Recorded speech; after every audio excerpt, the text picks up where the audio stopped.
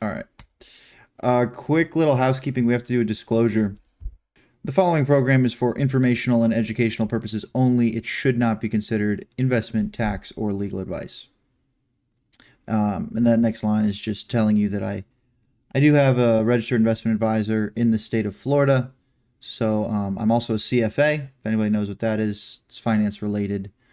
But anything I talk about in the show in no way is an endorsement for to invest in something or tax advice.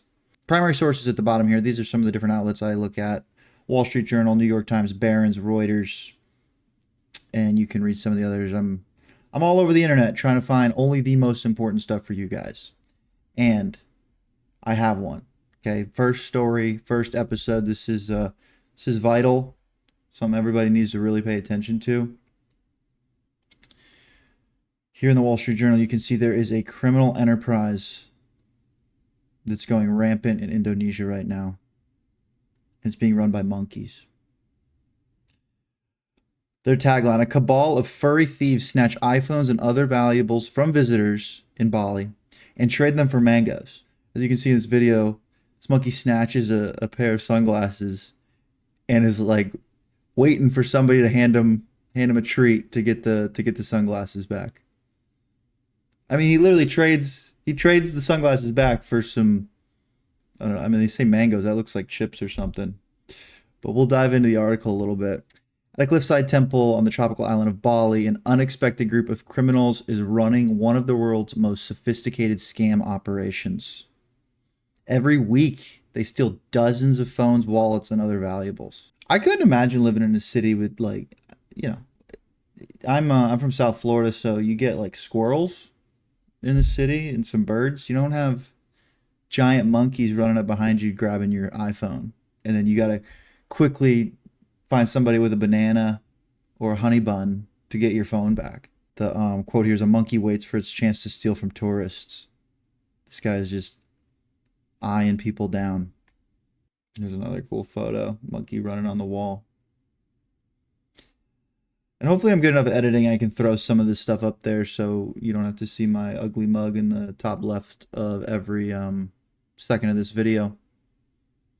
But all right, I really wanted to highlight that. I think it's a real problem for the authorities in Bali. They gotta fix it. Let's see if they talk about it at all. The article just goes on a lot about how the monkeys will literally store sunglasses and then you throw them some Oreos and stuff and they'll leave them.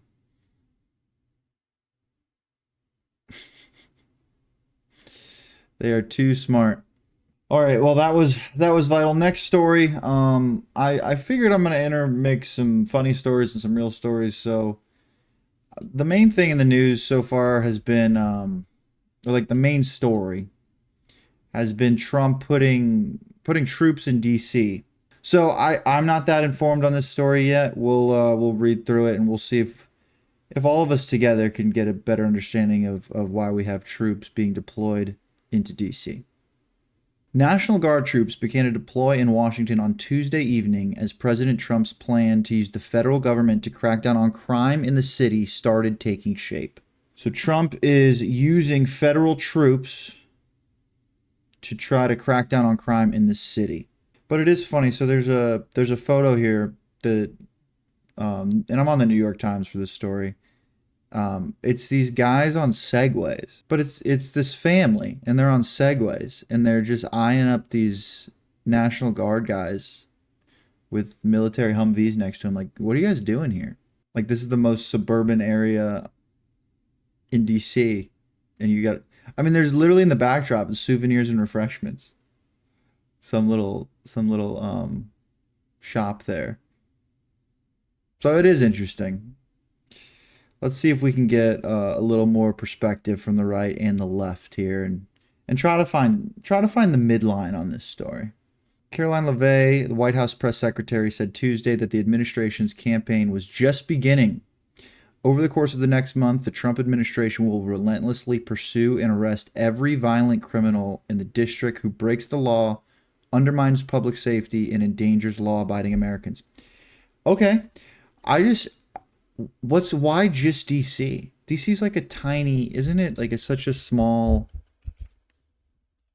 part of the country. Like it's like a town, right? Like if you zoom out, yeah, DC is just like it's it's so small. It's just some random. I mean, it's not a random city. It's the capital of America, but I don't know why the focus on this one area, especially because it doesn't seem like DC, if you look at like crime statistics, is all that high.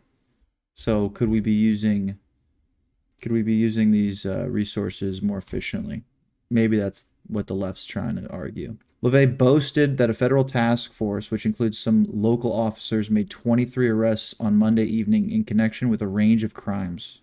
What is it, Muriel Bowser? She's the mayor of Washington. Miss Bowser struck a far more forceful tone by Tuesday night, calling Mr. Trump's actions an authoritarian push and an intrusion on our autonomy. Try saying that 5 times fast.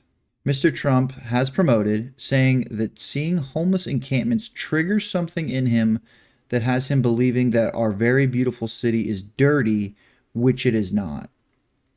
And I don't know if Trump's actually said that, but she's saying that Trump sees homeless encampments in DC, so now he has decided to put troops in Washington to try to clean up the city because he doesn't like the homeless encampments. I don't know.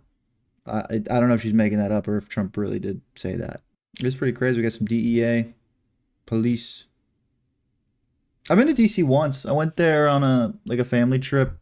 I think like I was maybe a senior in high school. It was cool. We saw like the monuments, Smithsonian. I had a good time. I did find, so we have another quote on the homeless. Mr. Trump posted on social media last week that the homeless have to move out immediately.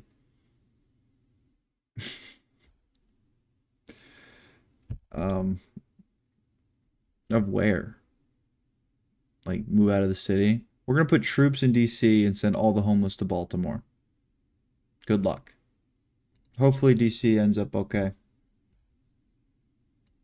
All right, this might be my favorite story of the day coming up here. From the Wall Street Journal, a giant tub of mayonnaise married my friends.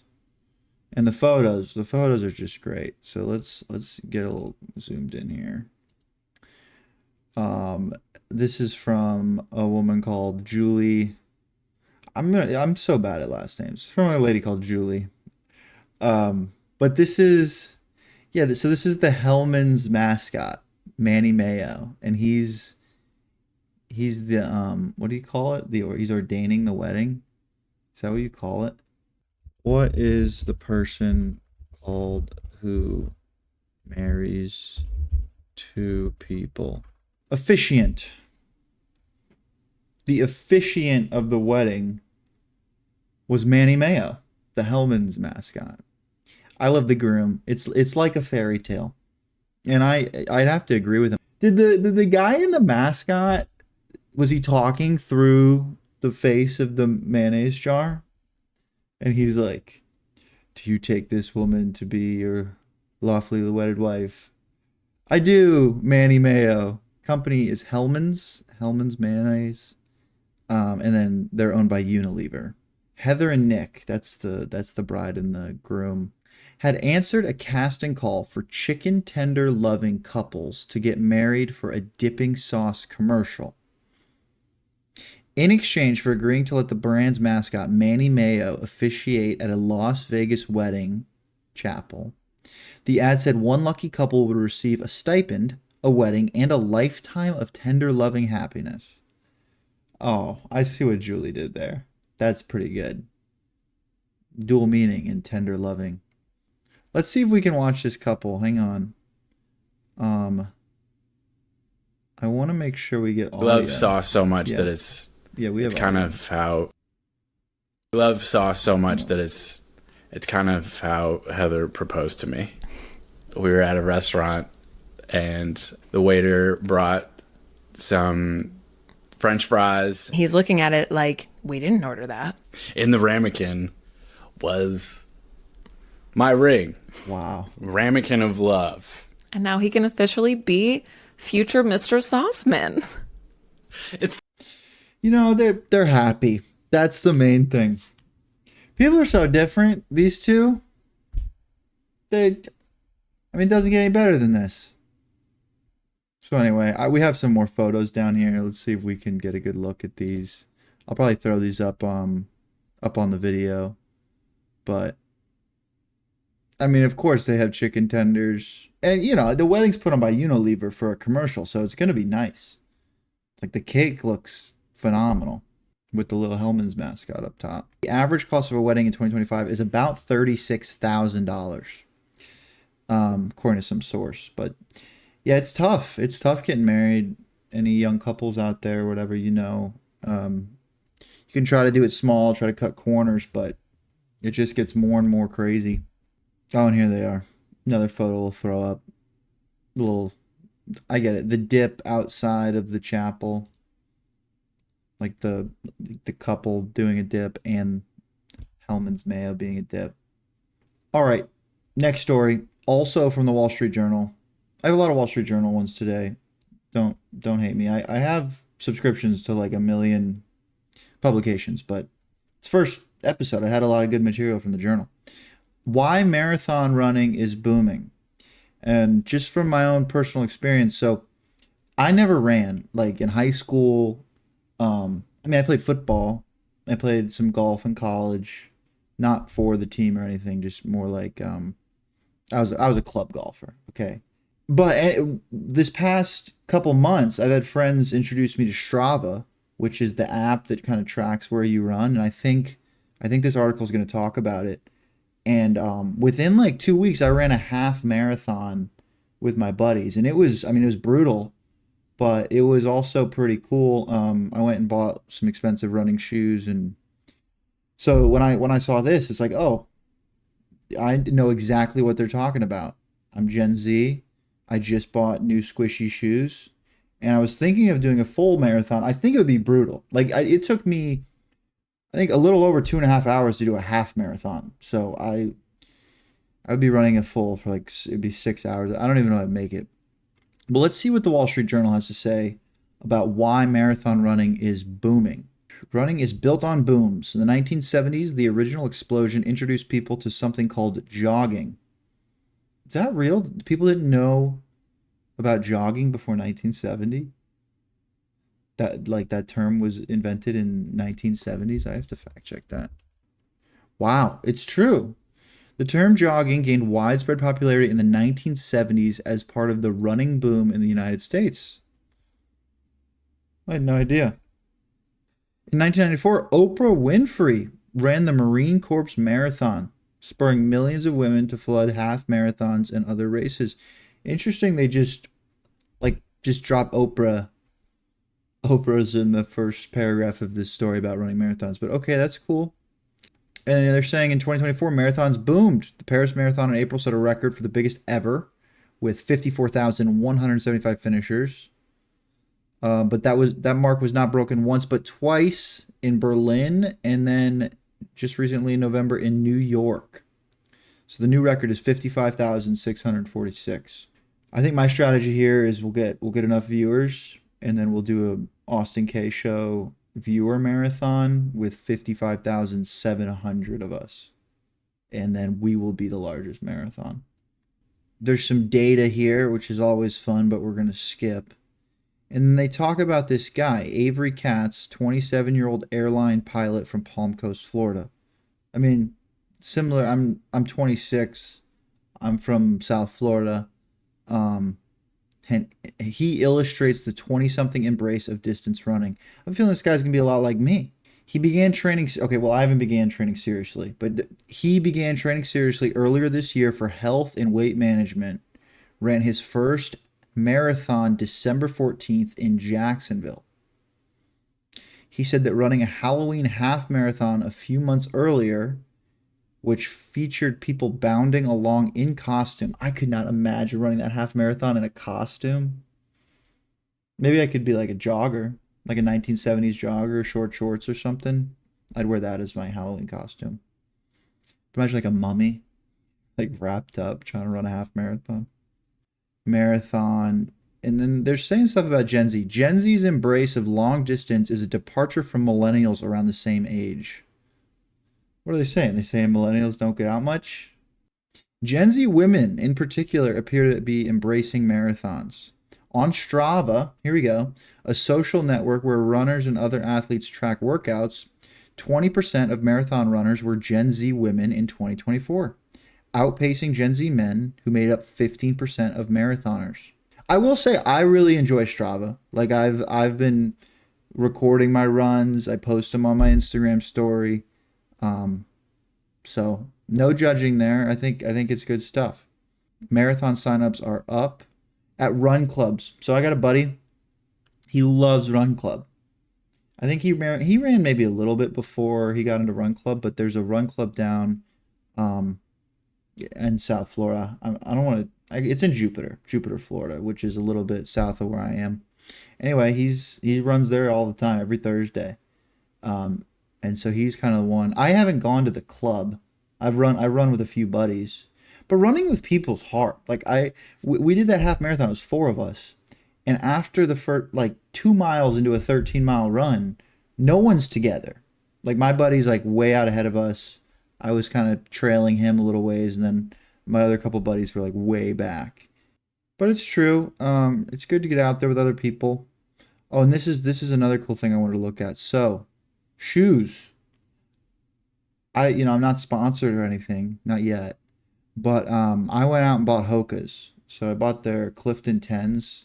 A little pricey, but I do really like them as a running shoe. But it seems like Nike is still kind of dominating, both for women and men, and even more so with men. Brooks, I haven't even seen Brooks, but I guess they're kind of big in this space too. I'm not a huge shoe guy, but it's big for running. If you're gonna run, you need some really good running shoes. See some Asics, Adidas, Nike. Companies also developed super shoes, often with spring-like carbon fiber plate embedded in those thick soles. So I've seen that, but is that cheating? So yeah, if you guys haven't seen it, it's like they put this hard like carbon in the bottom of the sole, and it like springs like as you're hitting the pavement, it propels you forward. But I just feel like that, I don't know, that's kind of cheating. Maybe not, and maybe I need to look into that. All right, that was a feel good story. I'm gonna be getting out and running more. Let's hit these last few really quickly. The lightning strike that stretched a record 515 miles across the Great Plains. Now, the main thing we're hitting on here, I had no idea a single lightning strike could be that big. So apparently this is a world record lightning strike, from eastern Texas to nearly Kansas City, Missouri, and it stretched 515 miles. Now they say it actually happened in 2017. And this is another part of the story that I was just blown away by. They've done new analysis of satellite imagery. I mean, what is that? 8 years ago, they missed a lightning strike that just happened to be the largest lightning strike ever. It lasted more than 7 seconds and stretched 515 miles. So, if you didn't know that lightning could be that big, I guess it can be, especially in the Great Plains. But yeah, that's the new record. All right, really quick. This gets a little morbid, but I found it interesting. Brace yourselves. And this is not Wall Street Journal.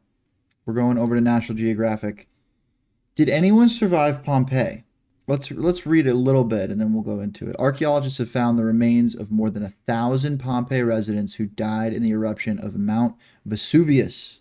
In the year 79, the city of Pompeii was buried under an avalanche of ash and rocks from arguably the most famous volcanic eruption in history. City may not have been the center of the ancient Roman world, but it was nonetheless an important hub in Campania.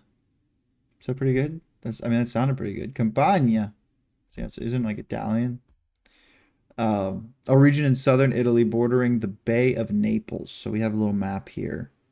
Here's the Mount Vesuvius. It's crazy. Naples, I guess, didn't really have much happen, but Pompeii was completely entombed. I guess there was a big earthquake 17 years earlier. They were still building back from. There'd been a lot of earthquakes, so I guess that's something too. Like the population, they got used to. Oh, we have earthquakes all the time, so they felt some rumbling on August 24th when the volcano went off, and they're like, it's another little earthquake. There's some historian Pliny the Younger. Their writings are windows, or I'm sorry, his writings are windows into life in ancient Rome. He was 18 years old at the time of the disaster. When the eruption began, Pliny wrote about what happened in Pompeii. He recalled seeing a cloud of gas and debris. He likened the curious plume to a pine tree. I guess this little guy or girl here, can't really tell, is Pliny. People in Pompeii, 6 miles from the volcano, would have seen the same strange, unsettling cloud if they had largely dismissed the tremors in the previous day. They could not ignore the plume. So I guess, yeah, the earth was shaken a day earlier. I feel like some people had to be smart enough to get out of there. The ones who immediately fled Pompeii at this point still had a chance of survival. If you hesitated, you didn't make it. So they're saying if you saw the plume, if you looked out back and saw the giant volcano smoke plume or whatever, you had a chance to get out of there. But by the afternoon, ash and pumice stones began raining down on Pompeii. The eruption destroyed buildings and battered anyone trying to make a last-minute escape. Toxic gas and debris from the pyroclastic flows buried the city early the next day.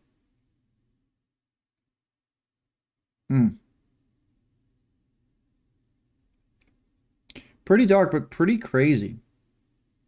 They do say an estimated 2,000 people in Pompeii died. But that means that thousands more survived, right? Like, what did they say the city, what was the number? Between 6,400 and 30,000 people. So most people made it out. But I mean, a lot of people died. Especially for like an ancient disaster. Oh, they had some disaster relief. That's kind of nice. Even back in the year 79 AD, we had some disaster relief. The Roman government seems to have stepped in to provide support for Pompeii survivors. Titus, emperor from 79 to 81, sprang into action. Titus displayed not merely the concern of an emperor, but also the deep love of a father, whether by offering messages of sympathy or by giving all the financial help he could. Wow. Well, that's nice. We ended on a good note there. Thank you, Titus. All right, last story of the day, really quick. It made me feel good at first, and then I was a little like, wait. So back to the journal. I saw Walmart employees are getting a new perk, which is nice. America's biggest private employer is extending 10% employee discounts to nearly all of its groceries. So if you work at Walmart, you get a 10% discount on groceries. Which again, I saw this like, oh, feel good story. If you work at Walmart, you get 10% discount. Here's where it turned though. I was reading lower in the article. The change brings Walmart more in line with some competitors such as Target and Whole Foods. Whole Food offers workers a 20% discount on most in-store purchases on the first day of employment. Target offers a 20% discount on fresh and frozen produce and some store brand items, and a 10% discount on most other goods, available the first day of employment.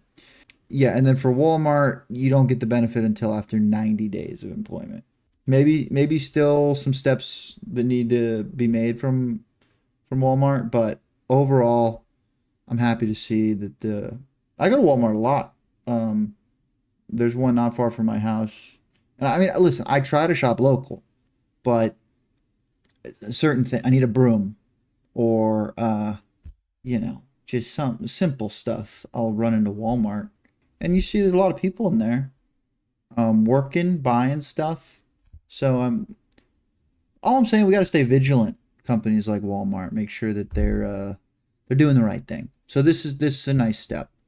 But all right, that is every story I had for today. I think there were a lot of good ones. Thank you guys if you're still here. Feel free to like, subscribe, comment, and do all that good stuff. This is gonna be my first video, so it's kind of incredible that you're here for it. The algorithm somehow brought it to you. I don't know, miracle. Then I want to end the show off on this quote of the day. Comparison is the thief of joy. Teddy Roosevelt. Goodbye, everybody.